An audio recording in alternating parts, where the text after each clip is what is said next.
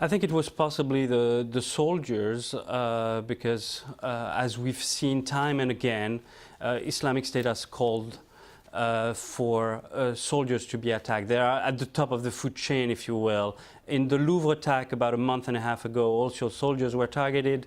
In France, there's a long history of soldiers being really at the top of targets of jihadists, unfortunately. What do you think about the fact that this man had a criminal record? He appears he could have been radicalised in prison. Should the authorities be doing more in terms of this?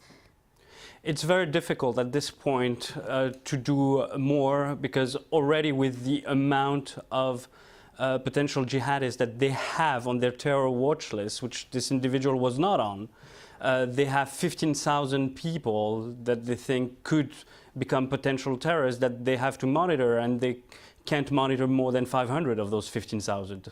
So it's a huge undertaking, and it's difficult for us to comprehend the task at work for security services. You're French yourself. What do you think about the threat level facing France at the moment?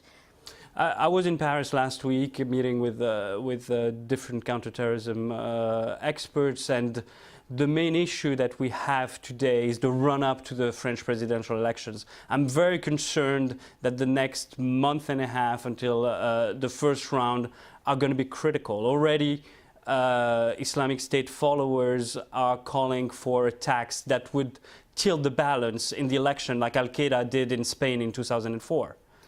And as a security analyst, what more do you think can be done? The main issue is not physical security, but it's really the intelligence. The problem we had in France is that former President Sarkozy removed one of the services that was doing all the human intelligence, that was basically getting information from informers that were infiltrating those cells or people in the inside. This was dismantled in 2008, and now we're paying the price.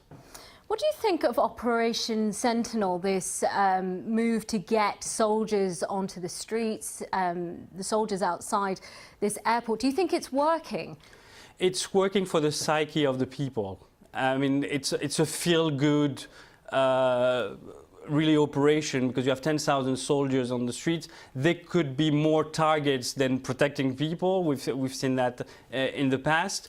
But at the same time, if you have somebody that wants to come in at Orly airport or any airport before the check-in, and he has a gun and he wants to kill 10, 15 people, you can put how many soldiers you want. That's not going to help if you can't get the info ahead of time. So intel is crucial.